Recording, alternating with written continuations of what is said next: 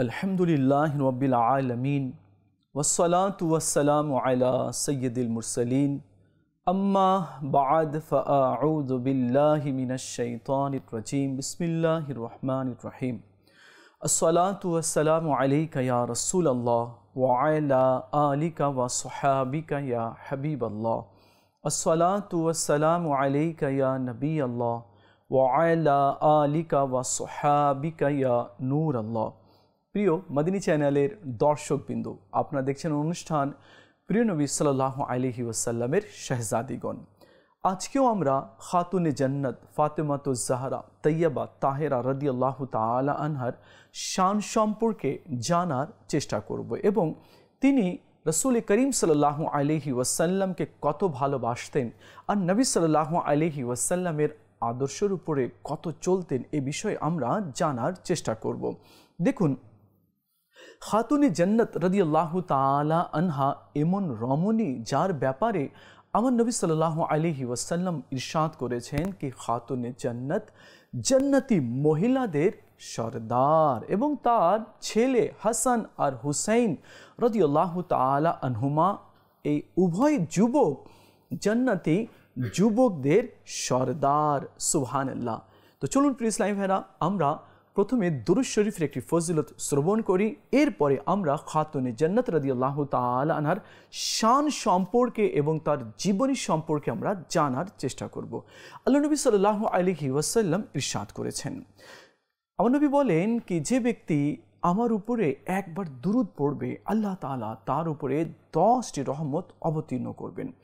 আল্লাহ তাআলা তার 10টি গুনাহকে ক্ষমা করে দিবেন আর 10টি পদমর্যাদা আল্লাহ তাআলা তার বৃদ্ধি করে দিবেন। আসুন আমরা নিয়ত করি, এখন থেকে আমরা অধিক হারে দুরূদ শরীফ পাঠ করব। সাল্লু আলাল হাবিব সাল্লাল্লাহু তাআলা আলা মুহাম্মদ সাল্লাল্লাহু আলাইহি ওয়াসাল্লাম। রাসূল আরবি সাল্লাল্লাহু আলাইহি ওয়াসাল্লাম যেভাবে চলতেন, যেভাবে উঠতেন, যেভাবে বসতেন, অনুরূপ খাতুনে জান্নাত রাদিয়াল্লাহু তাআলা আনহাও চলাফেরা করতেন এবং উঠা বসা করতেন। অর্থাৎ খাতুনে জান্নাত রাদিয়াল্লাহু তাআলা আনহা রাসূল করিম সাল্লাল্লাহু আলাইহি ওয়াসাল্লামের সুন্নত অনুযায়ী নিজের জীবনকে সাজিয়ে নিয়েছিলেন। দেখুন প্রিয় ইসলামী ভাইরা, হযরত মুফতি আহমদ ইয়ার খান নাইমি রহমতুল্লাহি তাআলা আলাইহি বলেন, খাতুনে জান্নাত ফাতেমা রাদিয়াল্লাহু তাআলা আনহার দেহ মোবারক থেকে জান্নাতের সুগন্ধ আসতো আর হুজুর সাল্লাল্লাহু আলাইহি ওয়াসাল্লাম তা অনুভব করতেন এবং সুগন্ধি নিতেন। দেখুন, খাতুনে জান্নাত রাদিয়াল্লাহু তাআলা আনহার ব্যাপারে আমার নবী সাল্লাল্লাহু আলাইহি ওয়াসাল্লাম আর কি বলেছেন, চলুন আমরা শুনি। দেখুন, খাতুনে জান্নাত রাদিয়াল্লাহু তাআলা আনহার ব্যাপারে আমার নবী সাল্লাল্লাহু আলাইহি ওয়াসাল্লাম বলেন কি খাতুনে জান্নাত জান্নাতি হুরদের মধ্যে থেকে একজন হুর। সুবহানাল্লাহ, সুবহানাল্লাহ।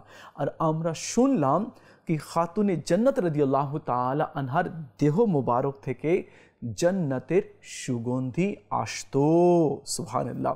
দেখুন, আজ আমরা দেখা যায় কি সুন্নতকে ছেড়ে দিয়ে রাসূল আরবি সাল্লাল্লাহু আলাইহি ওয়াসাল্লামের আখলাকে করিমাকে ছেড়ে দিয়ে আমরা নিজের মন অনুযায়ী চলাফেরা করার চেষ্টা করে থাকি।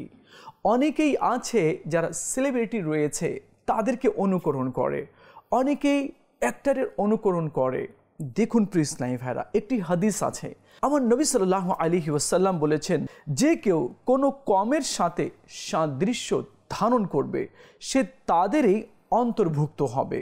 কেউ যদি কোনো অ্যাক্টরকে ভালোবাসে, তার অনুসরণ করে, তার অনুকরণ করে, কেউ যদি কোনো সেলিব্রিটি রয়েছে তো তাকেই নিজের আইডিয়াল মেনে নিয়েছে, কোনো নর্তকী রয়েছে আর কেউ যদি নর্তকীকে নিজের আইডিয়াল মনে করে নেয়, কেউ সিঙ্গার রয়েছে যা অপছন্দনীয় গানগুলো সে গেয়ে থাকে, কেউ যদি এরূপ সিঙ্গারকে নিজের আইডিয়াল বানিয়ে নেয় বা পশ্চিমা সভ্যতাকে যে আঁকড়ে ধরেছে এমন ব্যক্তিকে কেউ যদি নিজের আইডিয়াল মেনে নেয়, হারাম যারা স্টাইল করে বা হারাম জিনিস দিয়ে যারা মেকআপ করে, এমনকি কেউ যদি নিজের আইডিয়াল বানিয়ে নেয় তো কিয়ামতের দিনে তাদের সাথেই তার হাসর হবে, মানে কিয়ামতের দিনে সে তার সাথেই উঠবে। এখন যারা অ্যাক্টর, যারা সিঙ্গার, অথবা যারা মডেলিংয়ের মধ্যে পড়ে রয়েছে, অথবা কেউ পশ্চিমা সভ্যতাকে আঁকড়ে ধরেছে, এমন ব্যক্তিকে কেউ যদি ফলো করে তো কিয়ামতের দিনে তাদের সাথেই তার হাসর হবে। তো তার সাথে যদি হাসর হয় তাহলে কিয়ামতের ভয়াবহতা থেকে সে কিভাবে নাজাত পাবে? সে কিভাবে আল্লাহ তাআলার করুণা এবং দয়ার সে হকদার হবে? ইম্পসিবল। সে কখনো আল্লাহ পাকের দয়ার হকদার হতে পারবে না। কিন্তু দুর্ভাগ্যক্রমে আজ কিছু যুবকদেরকে দেখা যায় তারা পশ্চিমা সভ্যতাকেই আঁকড়ে ধরেছে এবং সেটাকেই তারা বেস্ট মনে করে থাকে। দেখুন, আল্লাহ তাআলা আমাদেরকে এইসব কাজের জন্য দুনিয়াতে প্রেরণ করেনি। আল্লাহ তাআলা আমাদেরকে তার হাবিব সাল্লাল্লাহু আলাইহি ওয়াসাল্লামের অনুসরণ করার জন্য দুনিয়াতে প্রেরণ করেছে। কিন্তু দুর্ভাগ্যক্রমে আজ আমরা শয়তানের কুমন্ত্রণায় এসে আমরা পশ্চিমা সভ্যতাকে আঁকড়ে ধরেছি। অথচ রাসূল করিম সাল্লাল্লাহু আলাইহি ওয়াসাল্লাম ইরশাদ করেছেন, যে ব্যক্তি যে সম্প্রদায়কে ভালোবাসবে তো কিয়ামতের দিনে তার সাথেই তার হাসর হবে। এখন বলুন, আমরা কি চাই? আমাদের আকাঙ্ক্ষা কি? আমাদের স্বপ্ন কি? আমরা কি কাল কিয়ামতের দিনে রাসূল আরবি সাল্লাল্লাহু আলাইহি ওয়াসাল্লামের সাথে উঠতে চাই? ইমামে আলী মাকাম, ইমামে হুমাম, ইমামে তৃষ্ণাকাম, সৈয়দনা ইমামে হুসাইন রাদিয়াল্লাহু তাআলার সাথে উঠতে চাই? নাকি যারা দুনিয়াদার, যারা দুনিয়ার দিকে অগ্রসর হয়েছে, বা যারা সেলিব্রিটি রয়েছে, বা যারা ফ্যাশন করে বেড়ায়, বা পশ্চিমা সভ্যতাকে যারা আঁকড়ে ধরেছে, তো আমরা কি তাদের সাথে উঠতে চাই? আর যদি তাদের সাথে উঠতে চাই তাহলে কিয়ামতের দিনে কোনো কল্যাণ নেই। তো কল্যাণ শুধু রয়েছে রাসূল আরবি সাল্লাল্লাহু আলাইহি ওয়াসাল্লামের সুন্নাতের উপরে, নবী সাল্লাল্লাহু তাআলা আলাইহি ওয়াসাল্লামের দেখানো পথে।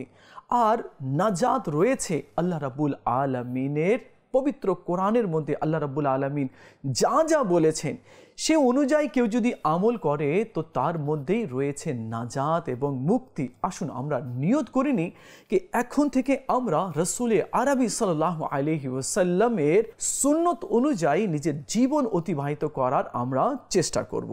দেখুন প্রিয় ইসলামী ভাইরা, যখন ফিরআউনকে তার লস্কর সহ আল্লাহ তাআলা নীল নদে ডুবিয়ে মারল, সবাই তো হালাক হয়ে গেল, ধ্বংস হয়ে গেল, এমনকি ফিরআউনও ধ্বংস হয়ে গেল। কিন্তু একজন রয়ে গেল, ওই কওমের এক ব্যক্তি রয়ে গেল, মূসা আলাইহিস সালাম। আল্লাহ তাআলার দরবারে আরজ করলেন, মওলা তুমি তাকে ধ্বংস করনি, অথচ ফিরআউন ধ্বংস হয়ে গেছে, তার বড় বড় সৈনিকরা, বড় বড় সোলজার যারা ছিল তারা ধ্বংস হয়ে গেল, শুধু তুমি একে বাঁচিয়ে রেখেছো, এর কারণ কি? আল্লাহ তাআলা ইরশাদ করলেন, হে মূসা, সে তোমার নকল করত, তুমি যেভাবে কথা বলতে সে অনুরূপ কথা বলার চেষ্টা করত, তুমি যেরূপ ড্রেস পরতে সেও সেরূপ কাপড় পরার চেষ্টা করত, তুমি হাতে লাঠি নিয়ে থাকতে সেও হাতে লাঠি নিয়ে থাকতো, সে তোমার নকল করেছে। তো আমি আমার মাহবুবের যে নকল করে আমি তাকে কখনো শাস্তি দিই না। দেখুন প্রিয় ইসলামী ভাইরা, আসলের বরকতে আল্লাহ তাআলা নকলকেও ক্ষমা করে দেয়। সুবহানাল্লাহ। যে আসল আছে আর আসলের যে নকল করে আল্লাহ তাআলা তাদেরকেও ক্ষমা করে দেয়। আমরা অনুসরণ করব, আমরা অনুকরণ করব ভালো মানুষের, নেক মানুষের, নামাজের, পরহেজগার, দিনদার, আল্লাহওয়ালাদের আমরা নকল করব, তাদেরকে ইনভাইট করব, তাদের সংস্রবে গিয়ে বসার চেষ্টা করব, দুনিয়াদারদের সংস্রবে নয়, বা যারা দুনিয়াতে নিমজ্জিত রয়েছে এদের সংস্রবে নয়। কেননা দুনিয়াদারের কাছে বসলে আল্লাহ পাওয়া যাবে না। হ্যাঁ, আল্লাহওয়ালার কাছে বসলে আল্লাহ পাওয়া যাবে। এই দুনিয়াটা মাত্র দুদিনের রয়েছে, কাল কি হবে কেউ জানে না। কবরের অবস্থা আমি জানি না, হ্যাঁ, যে কবরে আছে সেই জানে। তো এই জন্য আমাদেরকে নিজের হায়াতকে গনিমত মনে করে তাকে রাজি করে নিতে হবে। আর সে যদি রাজি হয়ে যায় তাহলে আগের সব পথগুলো সহজ হয়ে যাবে আর জান্নাত আমাদের আগ্রহী হবে। ইসলামী ভাইরা, যে কথা বলছিলাম, খাতুনে জান্নাত রাদিয়াল্লাহু তাআলা আনহা বলতেন তো রসুল আরবি সাল্লাল্লাহু আলাইহি ওয়াসাল্লামের মতো বলতেন। রসুল আরবি সাল্লাল্লাহু আলাইহি ওয়াসাল্লাম যেভাবে লেনদেন করতেন, যেভাবে উঠা বসা করতেন, যেভাবে চলাফেরা করতেন, খাতুনে জান্নাত রাদিয়াল্লাহু তাআলা আনহা অনুরূপ সেরূপ করতেন। আয়েশা সিদ্দিকা রাদিয়াল্লাহু তাআলা আনহা বলেন कि खातून जन्नत रदियल्लाहु ताला अन्हा टू कॉपी আমার सरताज साहेब मेराज সাল্লাল্লাহু আলাইহি ওয়াসাল্লামের কপি ছিলেন। ওনাকে দেখলেই মনে হতো कि রসুল আরবি সাল্লাল্লাহু আলাইহি ওয়াসাল্লাম আসছেন। তো আশা চলা সব আমার নবী সাল্লাল্লাহু আলাইহি ওয়াসাল্লামের মতোই ছিল। দেখুন প্রিয় ইসলামী ভাইরা, মনে রাখবেন আমরা মুসলমান, আর মুসলমানের প্রতিটি কাজ আল্লাহ এবং তার রাসূল সাল্লাল্লাহু আলাইহি ওয়াসাল্লামের সন্তুষ্টি অর্জনের জন্য হওয়া উচিত।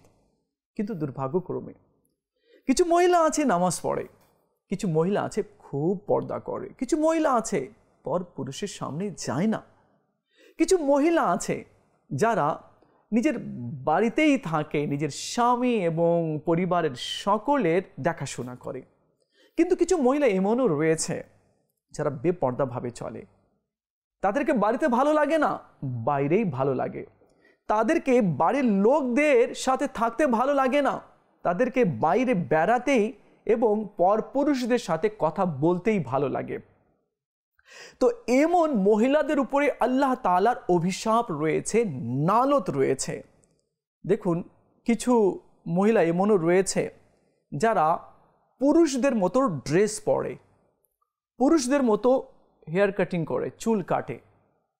তো পুরুষদের মতো চুল কেটে ছোট্ট করা আর তাদের মতো অর্থাৎ পুরুষদের মতো যে মহিলারা ড্রেস আপ করে, তো এটা হচ্ছে হারাম আর জাহান্নামে নিয়ে যাবার মতো কাজ।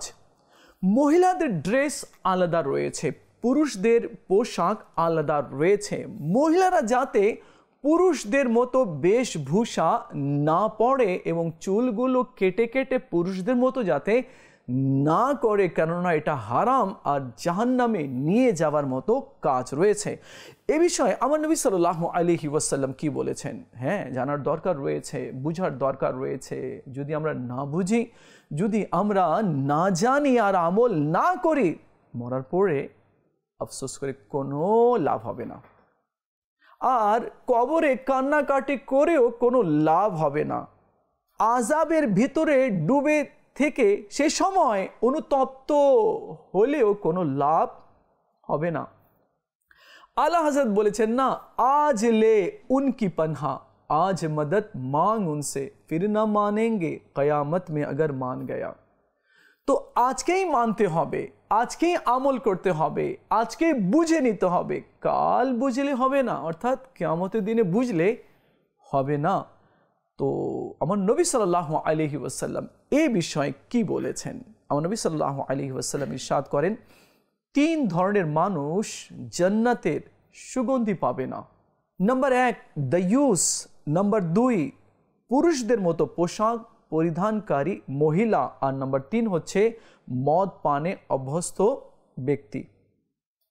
এই তিনটির জিনিসের উপরেই আল্লাহ তাআলা অভিশাপ করেছে, নালত করেছে। দায়ুস তো জান্নাতের সুগন্ধি পর্যন্ত পাবে না। এর মানে কি? জান্নাত থেকে 500 বছর দূর পর্যন্ত যে এরিয়া, যে জায়গা হবে, তো সে পর্যন্ত জান্নাতের সুগন্ধি ছড়াবে। তো দায়ুস যারা হবে তারা জান্নাতের সুগন্ধি পাবে না। এখন বুঝতে হবে, জানতে হবে কি দায়ুস কাকে বলে। দায়ুস তাকে বলে যে নিজের মহিলাকে, নিজের স্ত্রীকে এরূপভাবে বেপর্দা করে ছেড়ে দেয়। সে কার সাথে মিশছে, কার সাথে কথা বলছে, বা নিজের বন্ধুদের সাথে মিট করাচ্ছে, দেখো এটা আমার বন্ধু, এই সেই, হ্যাঁ, মানে সে জানে কি আমার ওয়াইফ বেপর্দাভাবে চলে, পর্দা করে না, পরপুরুষদের সাথে ফ্র্যাঙ্কলি কথা বলে। তো এমন পুরুষকে দায়ুস বলা হয়, অর্থাৎ সে কেন নিজের স্ত্রীকে বারণ করে না, কেন তার স্ত্রীকে পর্দাতে থাকতে বলে না। তো যারা ছুট দিয়ে রেখেছে নিজের পরিবারের মহিলাদেরকে, জানার সত্ত্বেও বাধা দেয় না, এমন ব্যক্তিকে দায়ুস বলে। আর দায়ুস জান্নাতের সুগন্ধি পর্যন্ত পাবেন না। আর ওইসব মহিলা যারা পুরুষদের মতো ড্রেস আপ করে, তো এরাও জান্নাতের সুগন্ধি পাবে না। আর 3 নম্বর হচ্ছে মদ পানে অভ্যস্ত ব্যক্তি। তো মদের উপরে তো স্বয়ং আল্লাহ তাআলা অভিশাপ করেছে, নালত করেছে, এবং আম্বিয়া আলাইহিসসালামের নালত, আউলিয়া কেরামের নালত এবং ফেরেশতাদের নালত রয়েছে। কিন্তু এই নাপাক জিনিসকে পান করার জন্য লোকেরা ধাবিত হচ্ছে, সবাই নেই, কিছু লোকেরা। তো এই নাপাক জিনিস থেকে বাঁচা উচিত, কেননা হাদিসে পাকের মধ্যে রয়েছে যে এই নাপাক বস্তু, এই নাপাক জিনিসটি পান করবে তো যখন তাকে জাহান্নামে নিক্ষেপ করা হবে, তো জাহান্নামীদের পুঁজ বলতে ঘা থেকে যে সাদা সাদা পুঁজ বের হয়, তো এগুলো জাহান্নামীদের এক জায়গা পুঁজগুলো জমা করা হবে। তো যারা মদ পান করেছে দুনিয়াতে, তো ওই পুঁজগুলো ডোলকে ডোল, বালতিকে বালতি তাদের মুখে ঢেলে দেওয়া হবে। না, দুনিয়াতে মদ খাইতে, এখন তোমরা জাহান্নামীদের পুঁজ খাও। তো এটা হচ্ছে মদ পানকারীদের আযাব। আরও আযাব অনেক রয়েছে, 60টা জাহান্নাম রয়েছে, 60টা জাহান্নামেই ওই মদ পানকারীকে ঘুরানো হবে। কখনো এই জাহান্নামে আযাব, কখনো ওই স্তরে আযাব, কখনো ওই স্তরে আযাব দেওয়া হবে। তো এই 3 ধরনের ব্যক্তি এমন রয়েছে কি যাদেরকে আল্লাহ পছন্দ করে না এবং তার রাসূল সাল্লাল্লাহু আলাইহি ওয়াসাল্লামও পছন্দ করেন না। তো প্রিয় ইসলামী ভাইয়েরা, আল্লাহ তাআলা আমাদের সবাইকে বোঝার তৌফিক দান করুক। দেখুন, আমরা মনে করি আরে পর্দা করলে, ঘরে থাকলে, বোরকা পরলে কেউ দাম দেয় না। তো যে দাম দেয় না, তো সে নেক হতে পারে না, সে কখনো পরহেজগার হতে পারে না, আল্লাহওয়ালা হতে পারে না, মুমিন হতে পারে না। কেননা যে পর্দাতে মহিলা আছে তাকে পছন্দ করছে না, তাকে নিয়ে ট্রোল করছে, উপহাস করছে, একেবারে পর্দাতে থাকে, বের হয় না, এই সেই ভণ্ডামি, এইভাবে করে অপবাদ দেয়। তো যারা এমন বলে, তো তারা সমাজের সুশিক্ষিত এবং সম্মানিত ব্যক্তি হতে পারে না, জীবনেও না, কখনো না, 1 পয়সায়ও না, ধুলি কোনাও না, সে সম্মানী হতে পারে না। হ্যাঁ, যারা পছন্দ করে কি না পর্দাতে থাকো, পর্দাতে থাকা ভালো, এবং কেউ পর্দাতে থাকলে পছন্দ করে না, আলহামদুলিল্লাহ, খুব ভালো, আলহামদুলিল্লাহ। তো যারা এটাকে পছন্দ করে, তো তারাই আল্লাহর দরবারে পছন্দনীয়, তার হাবিব সাল্লাল্লাহু আলাইহি সাল্লামের দরবারে পছন্দনীয় এবং ফেরেশতাদের মাঝে পছন্দনীয়, হ্যাঁ, আর তারাই সম্মানিত। তো এমন ধারণা করা ভুল, হ্যাঁ, কি পর্দা করব, মানুষ কি বলবে, মানুষ কি বলবে, মানুষ কিচ্ছু বলবে না। আর মানুষের কোনো যায় আসে না, আপনি ভালো পড়েছেন বলবে ঢং করছে, বিল্ডিং করেছেন মানুষ বলবে বাদ দে, সব 2 নম্বরই টাকা। আর আপনি গরিব নিঃস্ব, বাদ দে, ফকিরের বাচ্চা, হ্যাঁ, এরা এমনই। তো পাবলিক এভাবে বলে, ফকির দেখলে, গরিব দেখলে, ভিক্ষুককে দেখলে, এই ফকির, গরিব, ভিক্ষুক, যা এখান থেকে, হ্যাঁ, এরা এমনই। তো এভাবে বলে গরিবদেরকে, আর বড় লোকে দেখলে সব 2 নম্বরের টাকা দিয়ে বানিয়েছে। তো পাবলিক কি বলছে এতে যায় আসে না, এরা কখনো মানে এই দিকে যায়, কখনো ওই দিকে যায়। আমাকে দেখতে হবে আমার রব কি বলছে, আমার রব কি রাজি আছে। তো রব যে জিনিসে রাজি, আমাকে সেই জিনিসটাই করতে হবে। আল্লাহ তাআলা পর্দাকে পছন্দ করেছে, তার হাবিব পর্দাকে পছন্দ করেছে, পর্দা করতে হবে। এখন এই পর্দা নিয়েও ট্রোল হয়ে থাকে, এই পর্দা নিয়েও অনেকগুলো কথা হয়ে থাকে। কারা করে? যারা অজ্ঞ, যারা হাদিস কোরআন জানে না, যারা হাদিস কোরআনের গভীরতা পর্যন্ত পৌঁছতে পারেনি, তারা এভাবে বলে। দেখুন, আমি একটি হাদিসে কারিমা বলছি, এই হাদিসের মধ্যে হয়তো সব কিছু লুকিত রয়েছে, আপনি বুঝতে পারবেন। আমার নবী সাল্লাল্লাহু আলাইহি ওয়াসাল্লাম নিজের হুজরা মুবারকে ছিলেন, মানে ঘরে ছিলেন, বিবিগণও ছিলেন। এমন সময় এক সাহাবী আসলেন, তিনি ব্লাইন্ড ছিলেন, দেখতে পারতেন না, অন্ধ ছিলেন। দরজার নক করলেন, ইয়া রাসূলুল্লাহ সাল্লাল্লাহু আলাইহি ওয়াসাল্লাম, আমি কি ঘরে প্রবেশ করতে পারবো? অনুমতি আছে? আপনি অনুমতি দিলেই আমি ঘরে প্রবেশ করব। বাইরে থেকে আওয়াজ দিচ্ছেন। আমার নবী সাল্লাল্লাহু আলাইহি ওয়াসাল্লাম আগে বিবিগণকে বললেন, তোমরা আড়ালে চলে যাও, তোমরা পর্দাতে চলে যাও, কারণ সাহাবী আসছেন, উনি আমার সাথে দেখা করবেন। তো বিবিগণ বললেন, ইয়া রাসূলুল্লাহ সাল্লাল্লাহু আলাইহি ওয়াসাল্লাম, ওই সাহাবী যে অনুমতি চাচ্ছে প্রবেশ করার জন্য ঘরে, যে আপনার সাথে সাক্ষাৎ করবে, কথা বলবে, সে তো দেখতে পারে না, সে তো অন্ধ সাহাবী, সে দেখতে পারে না।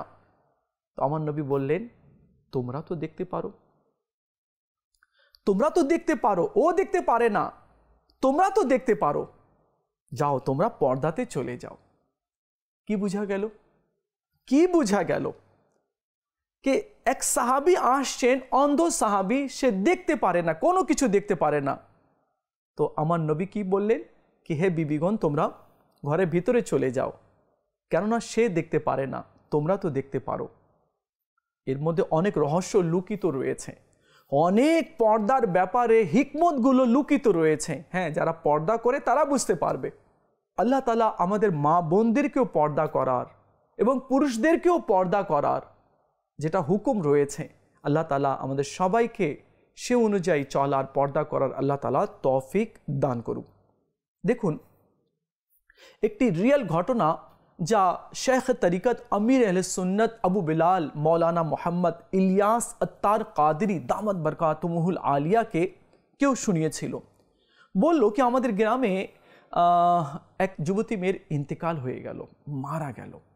লোকেরা জানাজা পড়ল, দাফন যখন তাকে করা হলো, তো ওই মেয়েটির পিতা মানে বাবার একটি ব্যাগ কবরে পড়ে গিয়েছিল, তার মধ্যে কিছু মূল্যবান কাগজপত্র ছিল।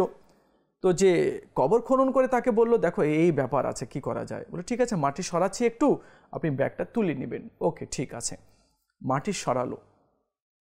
তো যখনই হাত বাড়িয়ে ব্যাগটা তুলবে, আর অনিচ্ছাকৃতভাবেই মেয়ের দিকে দৃষ্টি পড়ে গেল। তো দেখলো মেয়েটি কামানের মতো, ধনুকের যে কামান হয়, কামানের মতো টেরা হয়ে রয়েছে, গলার মধ্যে শিকল আর পায়ের মধ্যে বেড়ি লাগানো আছে, আর সে চিৎকার করছে। সে তো ব্যাগ ছেড়ে ভয়ে উঠে গেল, চিন্তিত, কাউকে বলতে পারছে না। বাড়িতে গেল, জিজ্ঞেস করলো, তোমার মেয়ে কি এমন কাজ করেছে? বলে, কেন, কি হয়েছে? বলে, না, বলো না। বলো না, তুমি আগে বলো কি হয়েছে, এটা কি? বললো, তোমার মেয়েকে আমি এই অবস্থায় কবরে দেখেছি। বলো, তোমার মেয়ে কি আমল করতো? বলতো, সে বেপর্দাভাবে চলতো, ছেলেদের মতো পুরুষদের মতো চুল কাটিং করেছিল, আর এখন বিয়ে ছিল, ও বেপর্দাভাবে এভাবে পর্দা করেনি, বোরকা পরেনি, এভাবে গিয়ে সে ফাংশনের মধ্যে অংশগ্রহণ করেছে। নামাজ পড়তো কিন্তু কাজা করে। তো তার বাবা বলল, আচ্ছা, এই কারণে মেয়েটার কবরে আমি আযাব হতে দেখেছি। তো দেখুন, আমরা মনে করছি বিয়ে অনুষ্ঠান আছে, একটু গান গাই, একটু ড্যান্স করি, কি আছে? এটা তো সুযোগ বারবার আসে না, বিয়ে তো বারবার হয় না। ছোট্ট মেয়ের বিয়ে, এরপর তো বাড়িতে বিয়ে আর হবে না, ছোট্ট ছেলের বিয়ে, আর তো বিয়ে হবে না। একটু নাচ গান না হলে কেমন হয়? তো দেখা যায় কি, মহিলারাও ড্যান্স করে, মেয়েরাও এসে ড্যান্স করতে শুরু করে দেয়। আস্তাগফিরুল্লাহ, এটা হারাম আর জাহান্নামে নিয়ে যাওয়ার মতো কাজ রয়েছে। তুমি কি মনে করছো ড্যান্স করছো আর এভাবে করে লাফালাফি তুমি করছো, তো কি মনে করছো এগুলো কি নোট হচ্ছে না? এগুলোর কি হিসাব তোমাকে দিতে হবে না? তোমার কবরে সাপ আসবে, তোমার কবরে বিচ্ছু আসবে, তোমার চোখগুলো গলে পড়ে যাবে, তোমার সুন্দর চুলগুলো ঝসে যাবে মাটিতে, তোমার মুখ থেকে, নাক থেকে আর কান থেকে তোমার মগজগুলো গলে গলে পড়বে। তুমি কি মনে করছো তুমি যা করেছো এটার কোনো আযাব হবে না? নিশ্চয়ই হবে। সাপ তোমার মুখ থেকে প্রবেশ করবে, তোমার পেট থেকে বের হবে, কখনো নাক থেকে বের হবে। এই আযাব তো রয়েছে, এই জন্য সাবধান। কেন? সামান্য পিঁপড়ার কামড় সইতে পারি না, সামান্য মশার কামড় সইতে পারি না, আর ওখানে ভয়ঙ্কর সাপের দংশন, যে সাপটা গলাতে পেঁচে যাবে, নাকে ঢুকবে, মুখ থেকে বের হবে, পেট থেকে বের হবে, পোকামাকড়গুলো সব নিঃশেষ করে দেবে, হাড়গুলো মাটি খেয়ে ফেলবে। হ্যাঁ, তো এগুলো তো হবে কবরের মধ্যে, মাস্ট বি এগুলো রয়েছে। তো কেন আমি এই সামান্য এনজয়ের জন্য আমি এই এত বড় আযাব নিচ্ছি কবরে? আর আপনি কি মনে করছেন, বা আমরা কি মনে করছি, মেয়েটা যে ড্যান্স করছে, নাচানাচি করছে, লাফালাফি করছে, তো লোকেরা কি ভালো বলে? না, ভালো বলে না। ওমন মেয়েকে কেউ বিয়ে করতে চাইবে না। যদি পরিবারের লোকেরা শুনে, কেউ বিয়ে করবে না। বলে ওই মেয়েকে যে নাচে, ওই নাচওয়ালিকে আমার বউ বানাবো, কখনো না। তো সমাজে কেউ পছন্দ করে না, এটা মনে রাখবেন। যে এমনটি করে কেউ পছন্দ করে না, আর কেউ গ্রহণ করতেও চায় না। তো প্রিয় ইসলামী ভাইরা, আল্লাহ তাআলা আমাদের সবাইকে বোঝার এবং আমল করার তৌফিক দান করুক। খাতুনে জান্নাত রাদিয়াল্লাহু তাআলা আনহা পর্দা করতেন, আর কিরূপ পর্দা করতেন! আল্লাহু আকবার, আল্লাহু আকবার। তিনি যখন ইন্তেকাল করবেন তো বলে দিলেন কি রাতের অন্ধকারে আমার জানাজাকে নিয়ে যেও, কাউকে খবর দিও না, কাউকে খবর দিও না। 2-4 জন মিলে আমাকে দাফন করে দেবে। কেউ আমাকে হায়াতে দেখেনি, আমার মৃত্যুর পরেও কেউ যাতে আমার খাটকেও দেখতে না পারে। এই জন্য তো আমার নবী সাল্লাল্লাহু আলাইহি ওয়াসাল্লাম বলেছেন, খাতুনে জান্নাত জান্নাতি মহিলাদের সর্দার। এখন আমার মা বোনেরা কি পর্দা করছে? কি আমি খাতুনে জান্নাতের আঁচলে গিয়ে লুকাবো, তার সাথে আমার হাসর হবে? এমনটি হচ্ছে না? হচ্ছে না।